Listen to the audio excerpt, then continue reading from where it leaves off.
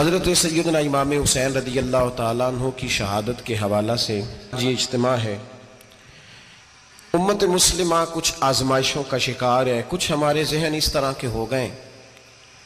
عام آدمی سے لے کر بڑے آدمی تک کہ کوئی بات بڑی جلدی ہمارا ذہن قبول ہی نہیں کرتا۔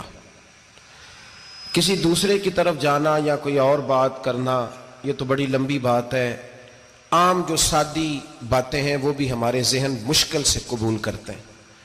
چونکہ شکوک اتنے ڈال دیے گئے ہیں، شک اتنا پیدا کر دیا گیا ہے، تفریق اتنی ہے، بدگمانی اتنی ہے، بری سوچ اتنی زیادہ ہے، بڑی مشکل ہے لوگوں کا کچھ چیزوں کو قبول کرنا۔ ہم لوگ جو ڈیوٹی کرتے رہتے ہیں تھوڑی تھوڑی، تو ہم اصل میں اذان دیتے ہیں، صرف اذان دیتے ہیں کہ چلو بتا دے لوگوں کو کہ نماز کا وقت ہو گیا ہے، باقی اس سے زیادہ ہم اپنی حیثیت نہیں سمجھتے۔ اذان دینا ذمہ داری ہے، تو اللہ تعالیٰ جب تک موقع دے گا اذان ہوتی رہے گی۔ کچھ لوگ صحابہ کے بارے میں کمزور جملے بولتے ہیں،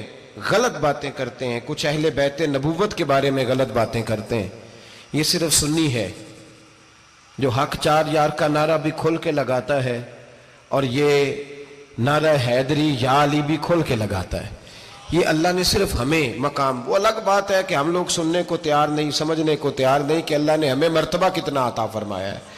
یہ صرف ہماری امام حسین کی شہادت کا کچھ تھوڑا سا پس منظر۔ شہادت ہمارے ہاں بیان ہوتی ہے اس انداز میں کہ لگتا ہے کہ کسی مظلوم بندے کو کسی نے پکڑا ہوا تھا تو وہ سارے اسے مار رہے تھے اور وہ منتیں کر رہا تھا کہ مجھے نہ مارو، اتنی ہائے ہائے کی جاتی ہے کہ محسوس ہوتا ہے کہ امام علی مقام بڑے پریشان تھے کہ کسی طریقے سے، اور ان کا خاندان بڑا تکلیف میں تھا کہ جلدی کہیں کربلا سے نکل جائیں۔ حالانکہ اس دھرتی پہ، اس کائنات پہ صبر، شجاعت، استقامت اور حوصلہ جس سے کائنات سیکھے گی وہ صرف امام حسین ہی ہے۔ اتنے بڑے صابر آدمی کے بارے میں اس طرح کا رویہ اختیار کرنا کہ وہ تو گویا اس طرح کر رہے تھے کہ بس کسی طریقے سے میری تو یہ امام حسین کی مظلومیت سنا کے لوگوں کو اس طرح کا کر دیا جاتا ہے، یہ انداز بتایا جاتا ہے کہ شاید واقعہ کربلا رونے دھونے کا نام ہے، حالانکہ بات یہ نہیں ہے۔ یزید کی لشکر جو امام حسین کے مقابلے میں آیا، امام حسین کے لشکر کی تعداد 72 تھی، تو یزید نے